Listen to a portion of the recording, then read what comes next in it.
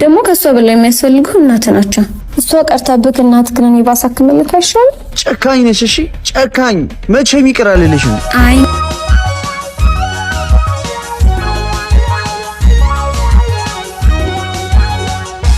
እንዴ ምን ሆነክ ነው? እኔ ፍቅር ማታ በሰላም አንዴ የተለያየ ነው።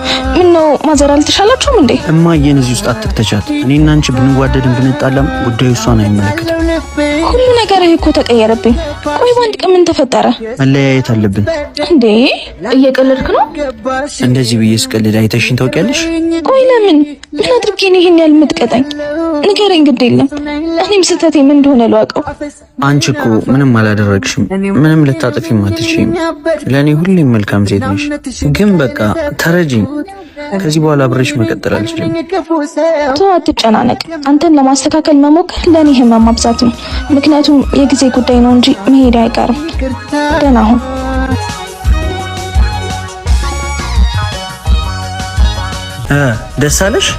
ደስ አለሽ ወይ ንገሪኝ። ተረጋጋ እንጂ አሁን እኮ ሁሉም አልፏል። ደግሞ ስለምወድ ነው ሁሉ ነገር ያደረገው። ደግሞ ከሷ በላይ የሚያስፈልጉ እናት ናቸው። እሷ ቀርታብክ እናትህን እኔ ባሳክምልክ አይሻልም? ጨካኝ ነሽ። እሺ ጨካኝ መቼም ይቅር አልልሽም። አይ እንግዲህ በቃ ይሄ ሁሉ ነገር ማድረገው ለራስክ ብዬ ነው። ለማንኛውም የተወሰነ ገንዘብ ልክ ይላል ለእናትህ አንዳንድ መድኃኒት መግዣ ይሆናል። ለማንኛውም ባይ ባይ።